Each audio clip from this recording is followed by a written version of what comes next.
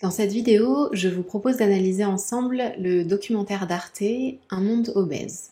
C'est un documentaire qui revient sur les causes de l'obésité, mais on s'aperçoit rapidement qu'un seul problème est mis en avant, les produits transformés. Dans ce contre-documentaire, nous allons voir que les causes de l'obésité sont en fait multiples et comment Arte, en simplifiant le problème volontairement ou non, participe au développement de l'obésité.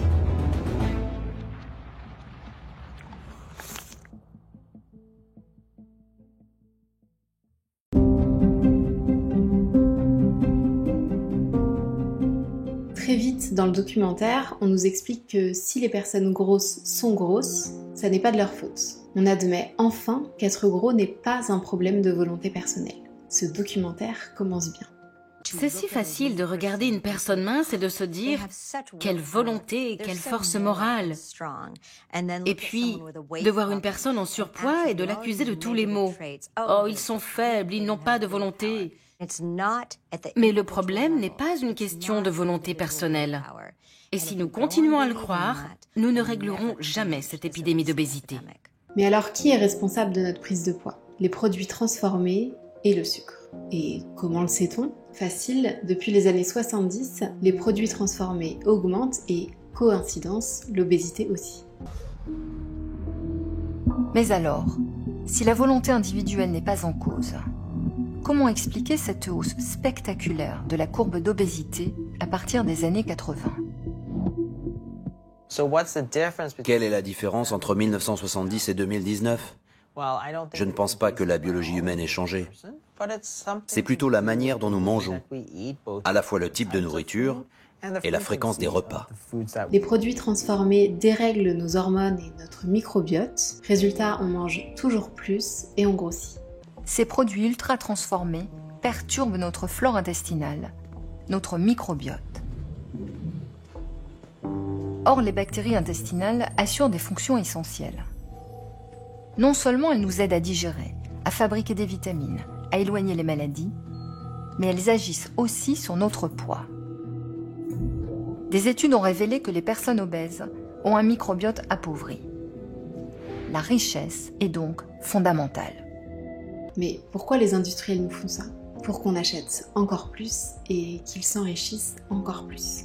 C'est rentable de vendre des aliments gras, sucrés, salés et addictifs. Ça l'est beaucoup moins de vendre des produits sains, riches en fibres et peu transformés. Alors quel est le moteur de cette épidémie d'obésité? La course au profit. À ce moment du documentaire, si jamais tu osais questionner ce raisonnement, on ne te laisse plus le choix. On t'emmène en Amérique latine et là, l'émotion est au rendez-vous. Les industriels vendent des boissons moins chères que de l'eau pour rendre les populations pauvres accros et gagner toujours plus d'argent. Là, c'est trop. Si tu as un minimum d'humanité, tu es révolté contre les industriels et les produits transformés. Face aux pressions croissantes qu'elle subit dans le monde occidental, l'industrie agroalimentaire colonise d'autres marchés. Le Mexique a été le premier à subir ce cataclysme. Les industriels, motivés par l'appât du gain, ont rendu les gens de plus en plus gros. Maintenant qu'on a un coupable, quelle est la solution à ce problème d'obésité?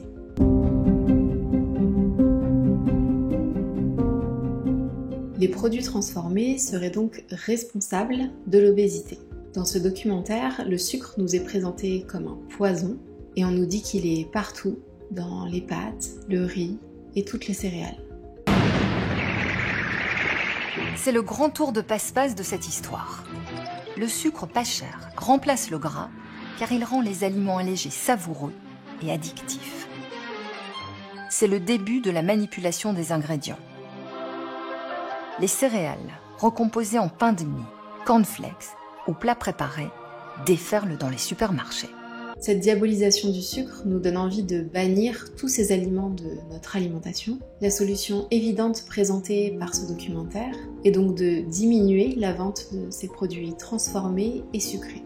Pour ça, des associations ont poussé les gouvernements à prendre des mesures contre ces industriels, appliquer des taxes ou des logos sur les produits transformés et limiter leur marketing. Des milliers de produits affichent désormais un ou plusieurs logos y compris les produits phares de certaines marques internationales au succès planétaire.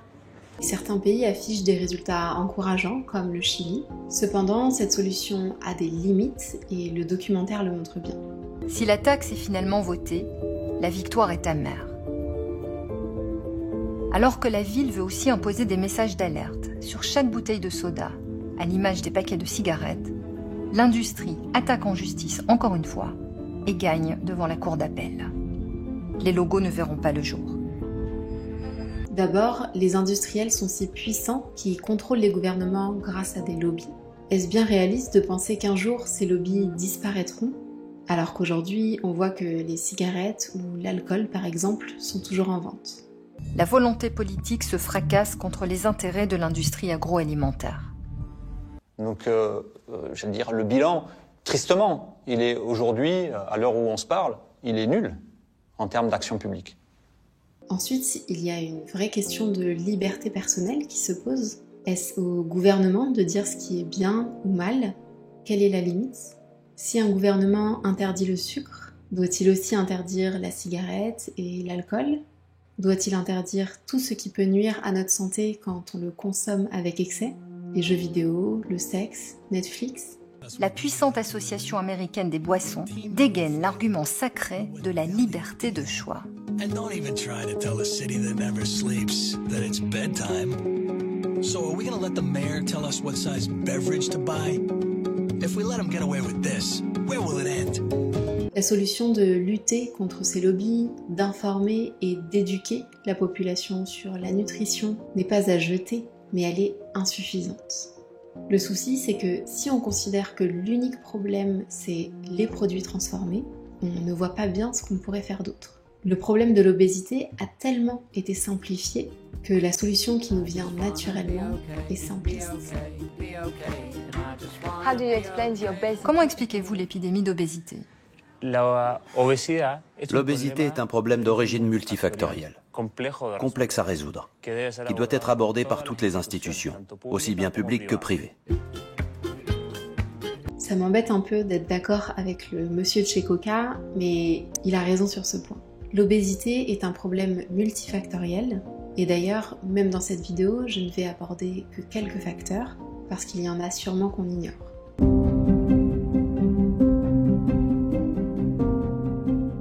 La précarité est le facteur principal de l'obésité. Quand on est en situation de précarité, notre priorité c'est de manger et pas de manger healthy. La chercheuse Eileen Satter explique ça très bien dans sa pyramide de Satter. Inspirée de la pyramide des besoins de Maslow, Eileen Satter a modélisé les besoins alimentaires. Imaginez, vous n'avez ni le temps ni l'argent de vous éduquer sur la nutrition ou de préparer des bons petits plats bio. Vous allez au plus simple et au plus rapide, ça se comprend. D'ailleurs, on peut questionner la pertinence de comparer le Chili et la France sur ce point-là. Non pas que la précarité n'existe pas en France, mais ici, l'eau coûte moins cher que le coca et il n'y a pas de désert alimentaire. Ils vivent dans un désert alimentaire. Aucun produit frais à des kilomètres à la ronde. Dans les quartiers huppés de Washington, le taux d'obésité est de 10%. Il atteint ici 42% de la population. En tout cas, cette comparaison est très efficace. On se sert du Chili pour créer un sentiment de révolte contre les industriels, chez nous, Européens. Mais en fait, est-ce que le problème principal au Chili, c'est les produits industriels ou la précarité ? Finalement, l'augmentation de la taxe soda n'a pas été votée. Et l'eau en bouteille qu'achète Véronica dans son quartier coûte plus cher qu'une bouteille de soda.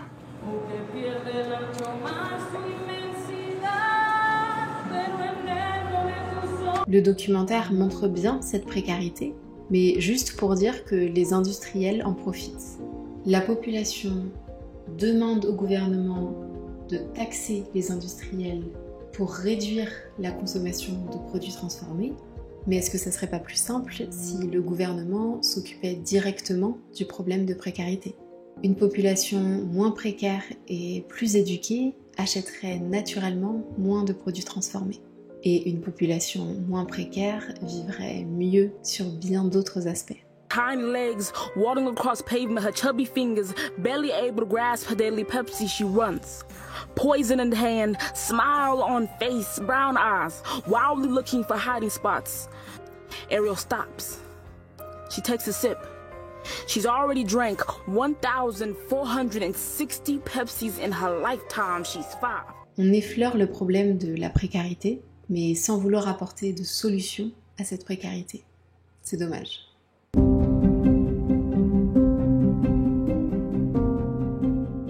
Le documentaire fait le lien entre produits transformés et obésité parce que les deux ont augmenté depuis les années 70. L'obésité est très certainement corrélée aux produits industriels, mais ce lien de corrélation est-il le seul ? Est-ce que la production de produits transformés est la seule chose qui a augmenté depuis les années 70 ? Si les industriels de l'agroalimentaire ont su profiter du marketing, il y a une autre industrie qui a tiré son épingle du jeu, l'industrie de la minceur.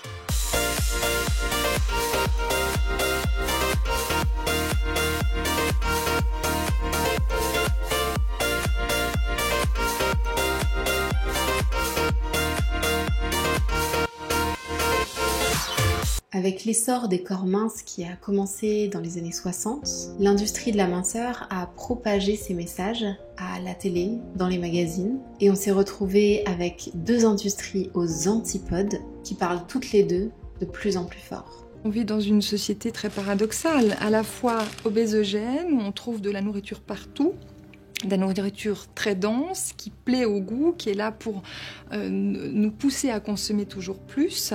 Et puis, c'est une société aussi obésophobe, où on va montrer du doigt les personnes qui n'arrivent pas à résister à ces tentations permanentes.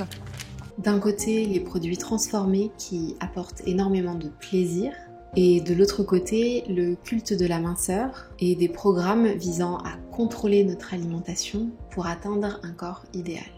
On today's Weight Watchers program, you can eat foods like this, and this, and this within limits, and learn to lose weight. Then we can teach you how to eat anything and still control your weight, even desserts. Join a Weight Watchers meeting near you today. Losing weight never tasted so good. Ce tiraillement entre ces deux extrêmes favorise le développement de comportements troublés avec la nourriture. Ici, je ne parle même pas des troubles alimentaires qui peuvent avoir des origines multiples, mais juste d'alimentation troublée, qui se traduit généralement par une alternance entre des phases où on se contrôle pour manger sain et des phases de craquage où on mange de manière compulsive et émotionnelle. Le matin, quand je me suis réveillée, je me suis retrouvée face à un cimetière de papier, de casseroles, d'assiettes et de tout ça. Et en calculant, j'ai réussi à estimer à peu près le poids de ce que j'avais mangé. Ça représentait pas loin de 9 kilos de nourriture en presque 2h30. Cette alimentation troublée est un facteur de l'obésité parce qu'on mange plus que notre faim et de manière compulsive. Ce contrôle, qui semble fonctionner sur le court terme, est en réalité contre-productif pour de nombreuses personnes sur le long terme, parce que développer une alimentation troublée vous fera manger davantage et donc reprendre le poids perdu avec quelques kilos bonus. L'alimentation, l'image de soi, le poids, toutes ces thématiques participent aussi dans la construction du trouble. Et puis, la société, les médias ont également une influence avec ce focus important sur la minceur actuellement qui est aussi des fois difficile à vivre, à entendre pour les personnes qui sont peut-être des gens en surpoids. Vu le nombre de personnes qui se mettent au régime chaque année, on peut se questionner sur la part de la population qui présente des symptômes d'une alimentation troublée sans le savoir. 3,5% chez les femmes et 2% chez les hommes. Maintenant, je pense que ces chiffres sont largement sous-évalués du fait de l'entité diagnostique récemment reconnue. Donc c'est largement plus important certainement dans la population générale. Les dégâts à long terme, ça va être le développement d'une surcharge pondérale, voire d'une obésité.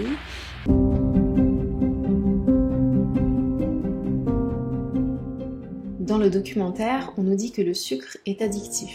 Cette affirmation est lancée comme une vérité absolue, sans jamais être mise en question. Le sucre pas cher remplace le gras, car il rend les aliments allégés savoureux et addictifs. Pourtant, cette affirmation n'est pas scientifiquement prouvée. Le sucre ne rend pas plus accro que Netflix. On n'est pas accro à la substance, mais au plaisir qu'elle procure. Scientifiquement, l'addiction au sucre n'est pas prouvée, et l'étude la plus récente sur le sujet conclut en disant que les études sur la dépendance au sucre à l'heure actuelle ne sont pas convaincantes. Les chevauchements avec les compulsions alimentaires et la boulimie sont tels qu'il s'agit du même phénomène. Autrement dit, les personnes qui pensent être accros au sucre ont en réalité une alimentation troublée. Les symptômes que vous ressentez sont bien réels. Vous avez un comportement compulsif avec le sucre qui se confond facilement avec une addiction. Mais mal nommer ce phénomène et parler d'addiction au sucre au lieu de parler d'alimentation troublée est dangereux. Et comme le dit si bien Albert Camus, mal nommer un objet, c'est ajouter au malheur de ce monde. Une personne se disant accro au sucre va avoir tendance à vouloir supprimer le sucre de son alimentation, ce qui apparaît comme la solution évidente. Or, supprimer le sucre aggrave les symptômes d'une alimentation troublée, ça augmente les compulsions alimentaires et donc la consommation de sucre. En voulant suivre un régime sans sucre, il s'est coupé du monde. C'est pour sortir de cette obsession qu'il a décidé de consulter. Alors déjà, peut-être... Est-ce que vous pouvez m'expliquer pourquoi vous êtes là aujourd'hui? Quelle est votre demande? J'en ai marre, en fait, d'être dans le contrôle de tout le temps, en fait. De nombreuses personnes pensent à tort qu'elles sont trop gourmandes ou sans volonté, alors qu'en réalité, elles ont une relation troublée à la nourriture. Symptômes qui ne se soignent pas en ajoutant encore plus de diabolisation et de contrôle dans notre alimentation. Le souci de bien manger peut entraîner une sorte d'obsession du bien manger qui devient un problème à son tour. Donc on échange un problème de santé hypothétique contre un vrai problème de qualité de vie bien réel.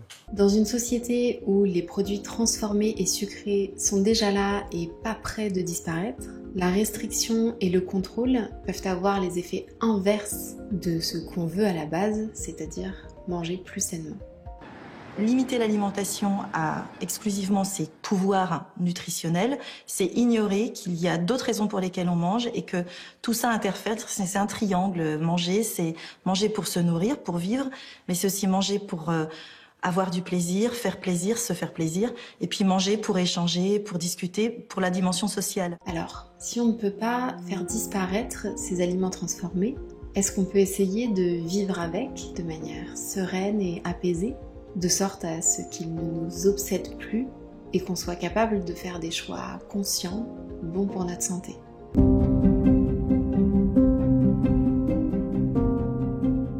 Depuis les années 70, il y a autre chose qui a été bouleversée, notre mode de vie.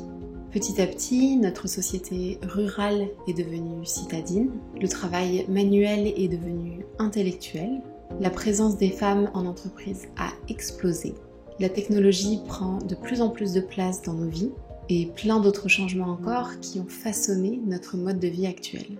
Un mode de vie plus sédentaire, plus stressant, on cuisine moins, on bouge moins, un mode de vie qui favorise le développement des maladies mentales, un culte de l'apparence qui nous rappelle tous les jours qu'on n'est pas assez bien. Notre société moderne est une usine à anxiété et le stress, l'anxiété, ce sont des facteurs fortement liés à l'obésité. On ne mange plus par faim ni envie, on mange pour apaiser nos émotions et les aliments transformés remplissent particulièrement bien ce rôle. Ils sont gras, ils sont sucrés, ils ont le pouvoir de nous réconforter.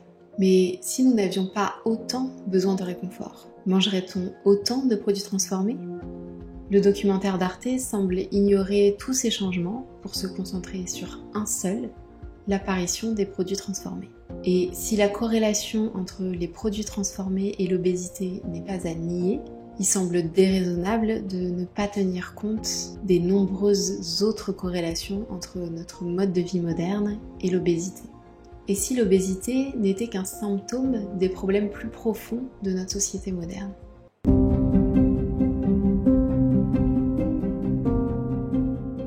La stigmatisation des personnes grosses est un facteur de l'obésité qui n'est jamais abordé, et pourtant, le harcèlement que vivent les personnes grosses va bien au-delà des blagues et des regards quotidiens dans la rue. Les regards sont bien là, au mieux interloqués, Au pire, moqueur.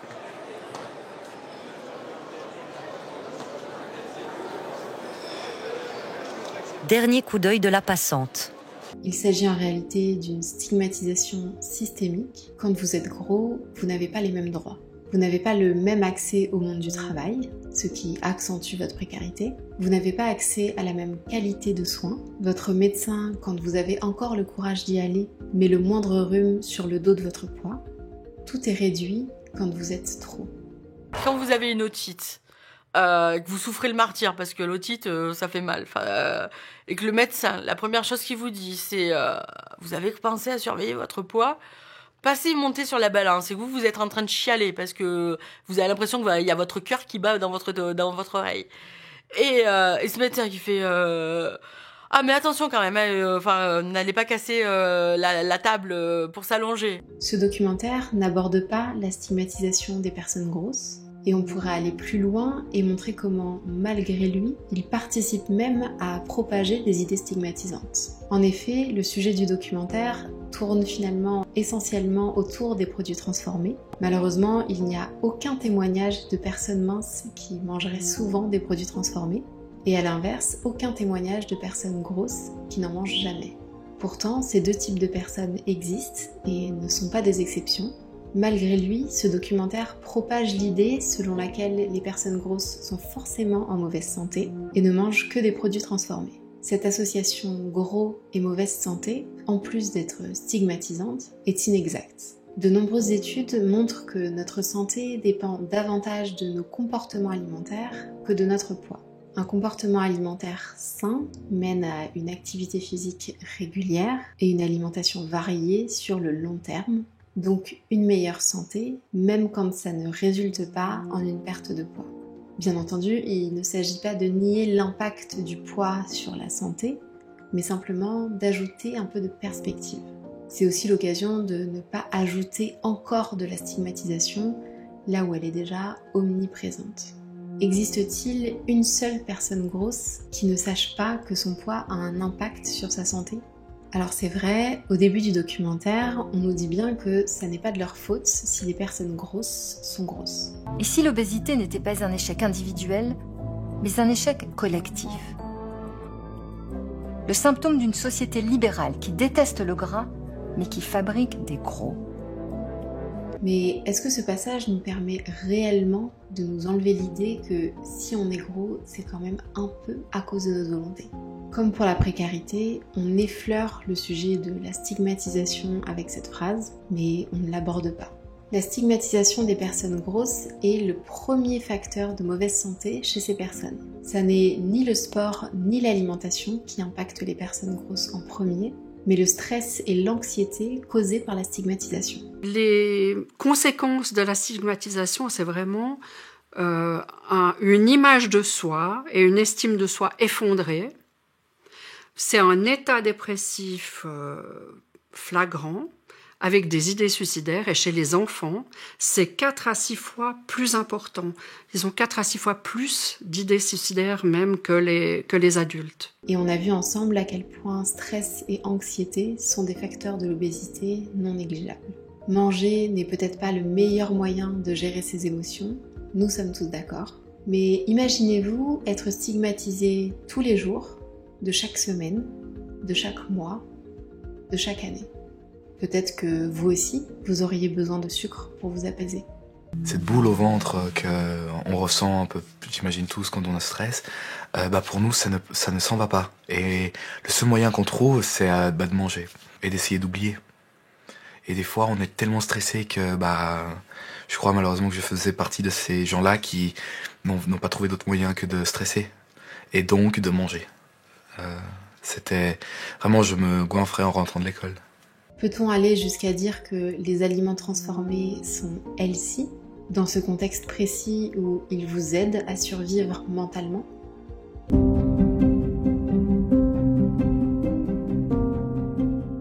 Si la solution à l'obésité était aussi simple que juste ne plus manger de produits transformés, est-ce que l'obésité serait devenue un problème aussi large ? L'ampleur du problème doit nous alerter sur sa complexité. L'obésité est un problème multifactoriel Et pourtant, il est constamment réduit à un seul facteur, l'alimentation. Cette simplification du problème nous amène à une solution simpliste et contre-productive. Aujourd'hui, la solution au problème de l'obésité se résume à diaboliser les produits transformés et sucrés. La diabolisation ne fonctionne pas. Le climat de peur et de culpabilité n'est pas propice au changement à l'échelle d'une population. Après ce documentaire, si on a le malheur de manger un Kinder, on se dit « en plus de grossir, je ruine ma santé et je suis aussi en train de financer le diabète au Chili ».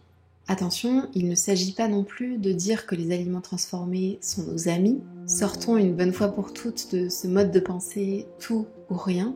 Il s'agit juste de se rendre à l'évidence, diaboliser la nourriture, ça ne fonctionne pas. C'est ce qu'on fait depuis des années et ça ne remplit pas l'objectif, c'est-à-dire faire baisser l'obésité. Éduquer sans diaboliser sur la nourriture est une part importante de la solution, mais ça n'est pas la seule. Dans cette vidéo, nous avons vu que l'obésité est un sujet bien plus complexe qu'on le croit, et tant qu'on ignore cette complexité, on n'aide pas réellement les personnes grosses. On ne règle pas réellement le problème de l'obésité. Tant qu'on ne s'intéresse pas à la précarité des populations, tant qu'on ne remet pas en question le culte de la minceur et la culture des régimes, tant qu'on ne questionne pas notre mode de vie anxiogène, tant qu'on néglige la stigmatisation des personnes grosses, on passe à côté du problème. L'obésité est souvent présentée comme le problème le plus grave de notre époque, et pourtant, dans les faits, on ne s'y intéresse même pas assez pour comprendre le problème. À tel point qu'on peut se demander si on veut réellement améliorer la santé des personnes grosses, ou juste ne plus vivre dans un monde obèse.